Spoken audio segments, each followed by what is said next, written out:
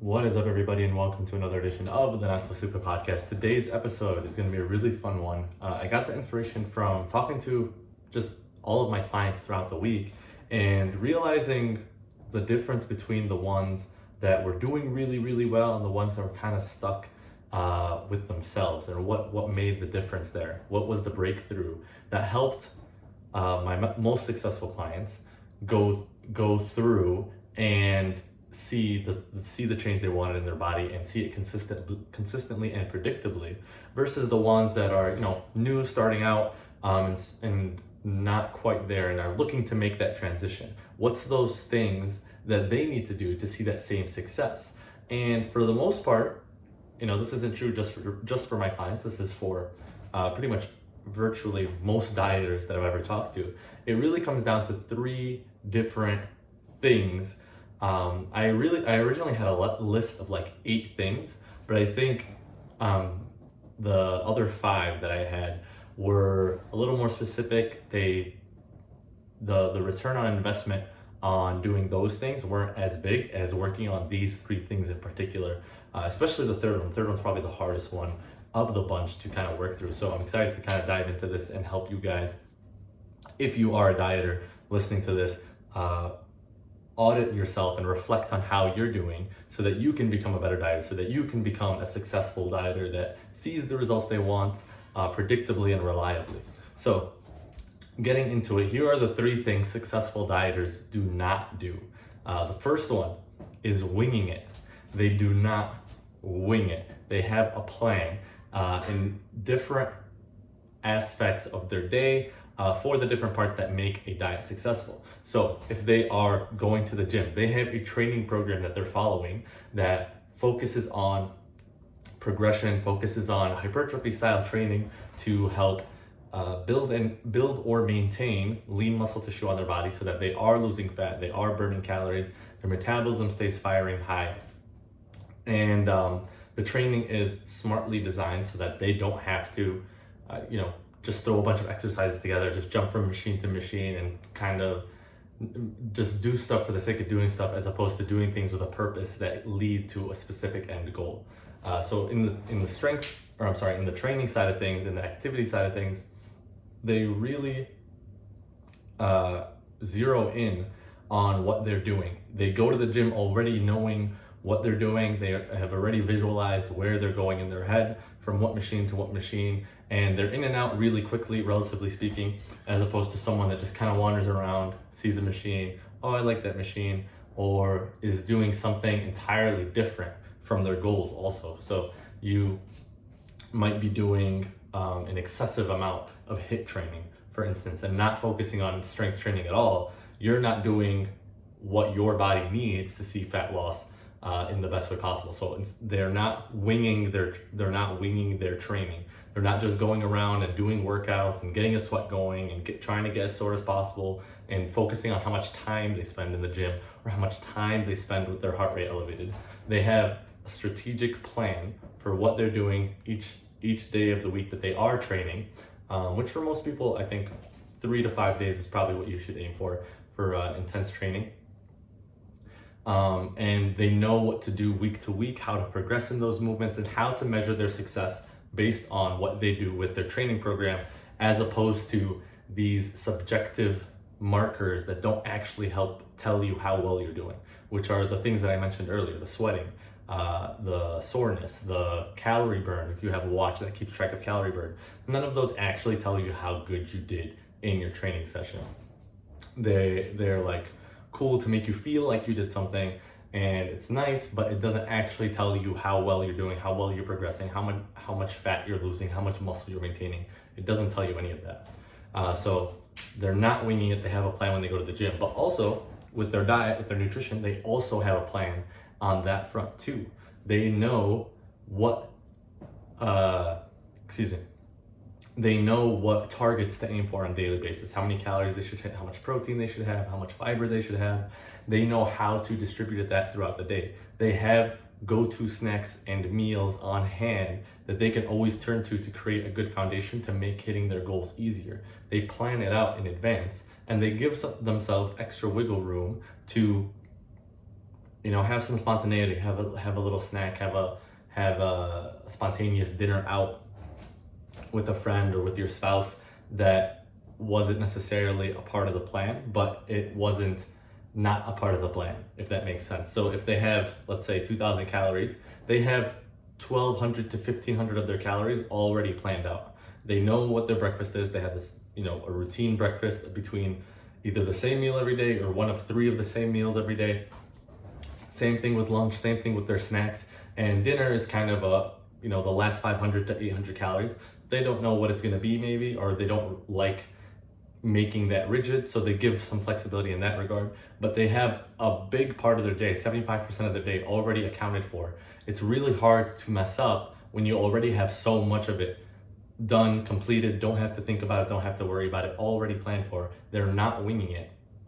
They know that they're going to be successful, and they know that they can easily make their dinner fit with their plan, because now they only have to plan for 1 meal in the day.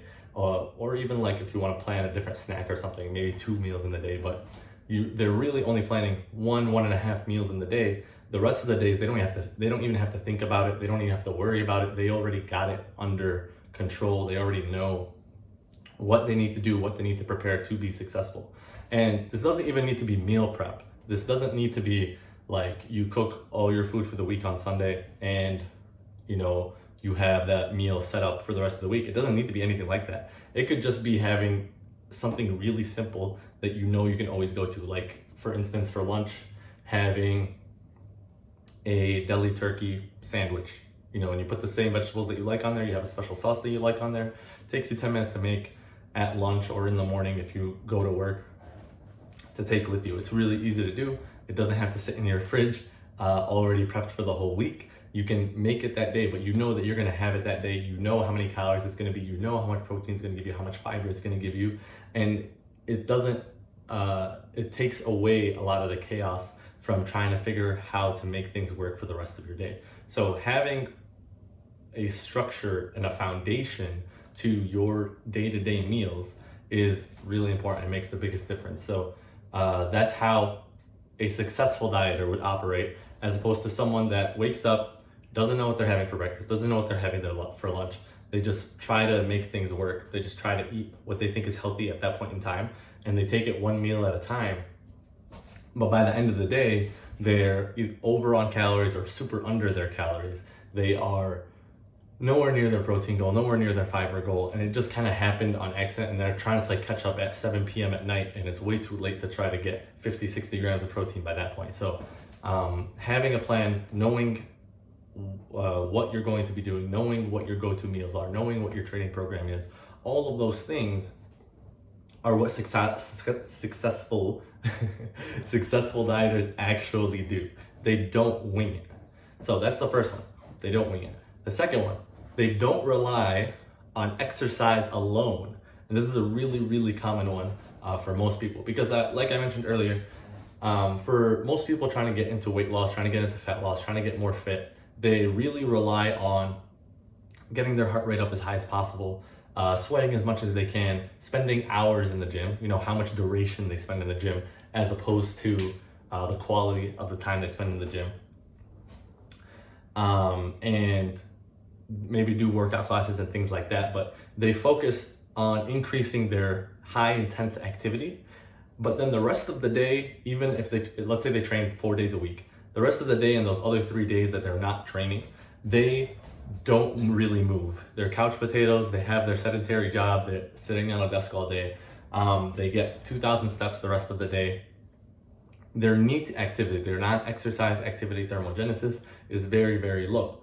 And that is usually the biggest secret killer in terms of calorie burn on a daily basis for the average dieter, is that they really focus on what they do in the gym, and then the other time outside of the gym, they don't really prioritize. They don't think about. They spend it sitting down mostly.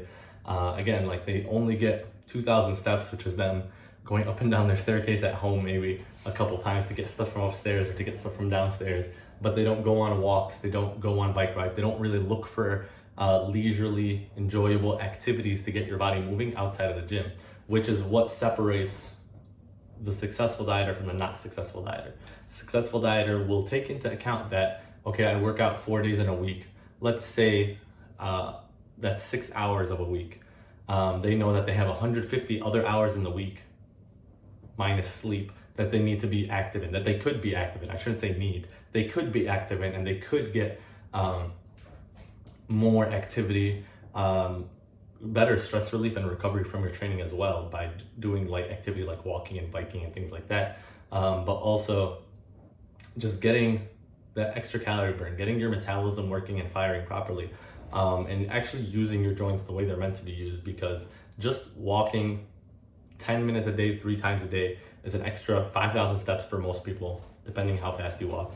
But for most people, it's around 4,000 to 5,000 extra steps. You do that 3 times a day, let's say 10 minutes after every meal, because there's a lot of benefits to doing that. You added 5,000 steps, however many calories extra burned per day because of that extra walking, that little change that you added into your routine. And now your fat loss is going to be accelerated because you're getting all this extra activity in.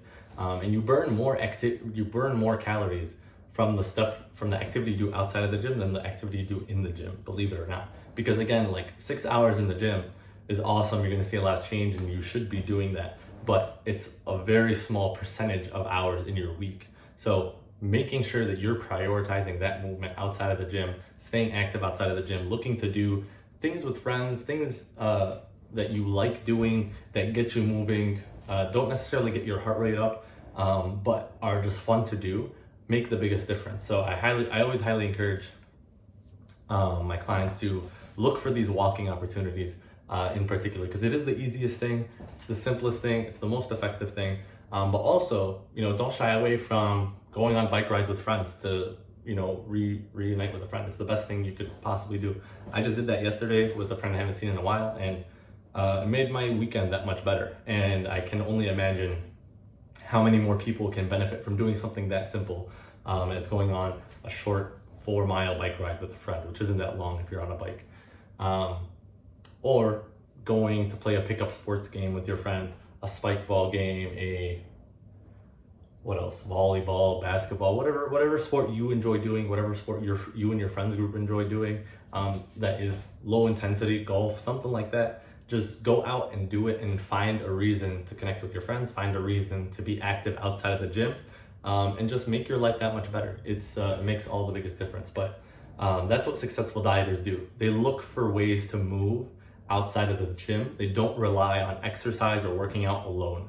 So that's the second thing they don't do. Don't rely on exercise alone. The first one is winging it. And the last one, which is one not everyone, or I'm sorry, 95% of people I would say fall victim to this one. And it's not even like successful dieters also fall victim to this one, but they do it much less frequently, if at all, than non-successful dieters. And that is making emotional decisions. So what do I mean by this? So like I said with the first point, if you have a plan, you know what you have to do, you know how many calories you have to eat, how much protein you have to eat, you know where your meals are coming from, you know what your training program looks like, you have that structure there that kind of leads you, that's, I should say, logically built, that leads you to make decisions to get to your goal. So what does an emotional decision look like? An emotional decision is one where you hop on the scale in the morning, you see that it went up 1/2 pound, you freak out, right? Which is normal. I'm not saying this is necessarily a bad thing. It's not bad to have an emotional response. It's not bad to have an emotional reaction to what you see on the scale. It is bad to have an emotional response to what you see in the scale. So when you jump on the scale and you're not happy with what you see, and you get a little sad about it, you get a little mad about it, that's fine. But once that starts influencing your decisions, that's when it goes bad. Once you see that it's up 1/2 pound and you're like, all right, fuck it, I'm not doing this anymore. I'm gonna go and run 3 miles right now so that I could get this 1/2 pound off. That's when you start creating a lot of problems with your diet journey, with your fat loss journey, with your weight loss journey. That's when you see yourself being stuck for longer periods of time. Because realistically, you're not going to be consistently losing weight every single day. That's an unrealistic expectation that I think too many people have. You will lose over a span of time, like on a weekly basis, weight, but it doesn't mean that every single day it's going to go down. It's always going to come back up every time it goes down. It'll rarely go down multiple days in a row unless you have a lot of weight to lose, like 100 pounds plus. But if you have 25 to 20 pounds to lose, you can expect the scale to go up more than it comes down, more often than it comes down. And that doesn't mean you're doing something wrong. It doesn't mean that you're not losing fat. It just means that you're doing a weight loss process. Like, this is just a part of the process. The same way that you have to diet, the same way that you have to strength train, the scale will go up and down. And just having that expectation makes a big difference. But not understanding it helps avoid emotional decision making. But it's not the only way that people make emotional decisions. That's just an example of it. Another thing is maybe eating something that they felt guilty about, right? And then that impacts how they ate the rest of the day. Maybe they ate something that they felt guilty about at lunch. They had an extra donut that they maybe didn't want to have or shouldn't have had, and they feel gross and bloated. They fast the rest of the day to cancel that out. And now they're short on their protein goal. They way underate their calories. They're not recovering properly from your training as a result. Their metabolism isn't working as hard because they didn't eat later in the day like they usually do. And it creates this chain effect of problems because they made an emotional decision as opposed to just getting back on track and following the plan like they should. And this is easier said than done. We are, as humans, we are emotional creatures that think logically sometimes. Most of the time, we don't think as logically as we need to. And I think that's pretty apparent with a lot of the hot button issues taking up our time and timelines today. But if you slow down a bit, dig deep into your reactions, and don't let them influence your response and your actions, you become a much better person for that. But it really comes down to discerning and breaking down and understanding why you feel this way. Is it logic? Is it not logical? Are your emotions actually indicative of what's happening, or are they, again, reactionary based on what expectations you had? So going back to the scale example, if the scale goes up and you want it to go down, you have an expectation that it'll go down, but it comes back up. You're not going to be happy about that. But realistically, if like I said, it comes up before it comes down, that, okay, it's coming back up, but I know logically I got my calories for the day, I got my protein for the day, I did my training for the day, I did my steps for the day, right? We're not relying on exercise alone, we're getting our walking steps in. I did all of those, then I'm going to be okay, right? When you have the other two in place, when you're not winging it, when you're not relying on exercise alone, you can have the confidence to not rely on emotional decision making because you can logically tell yourself, oh, I'm doing all the things I need to be doing. I don't need to worry about this. I can continue on with my plan, and the weight will come down at some point because you're focusing on the process. You're focusing on the things that are actually going to get you there, the things that are in your control, because the scale isn't in your control. And you're not responding impulsively. You're not responding emotionally. You're responding from there's a word I'm looking for that I've been trying to say for the last 5 minutes, I think, and I can't think of it. But you're responding from a place of understanding, I guess, where you're better informed, right? And that makes all the difference in the long run, because compounded over days and weeks and months, the person that doesn't make emotional decisions and relies on the structure that they've built in and out of the gym, in and out of their diet, they're always going to be more successful than the person that relies on the scale to make decisions for them. If the scale is up, I'm going to work harder. If the scale is down, I'm going to relax. It doesn't work like that. You can't let something else, some device that you can't control, tell you what to do. You need to be in control, or have a coach help you get that control for yourself. A coach helps point you in the right direction. They're usually more of a guide than they are like a controller. You're always the one in control. You're always the one that makes the final say. but having someone that can put you in a logical space, see things from a third party perspective, and help you make that logical decision that's actually going to help you be successful, accelerates this entire process that much faster for you, and takes out all the guesswork, takes out all the stress, takes out all the frustration, because you have the confidence that what you're doing is backed by a professional that has done this time and time again. So that is the third thing successful dieters don't do. They don't make or rely on emotional decisions. So recapping, successful dieters do not wing it, they don't rely on exercise alone, and they don't make emotional decisions. So thank you everyone, I hope you found this very helpful. If you are interested in diving deeper in your situation and learning about what's holding you back from being a successful dieter, please apply for a free strategy call with me so I can help point you in the right direction and kind of uncover what's been stopping you that maybe you didn't realize that's in your blind spot right now. So take advantage of that. It's free, it's fun, we always have a good time on that one, and you'll definitely, I guarantee you'll learn a lot about yourself and the process just by taking that time to learn. So take advantage of that, but I will see you guys on the next episode.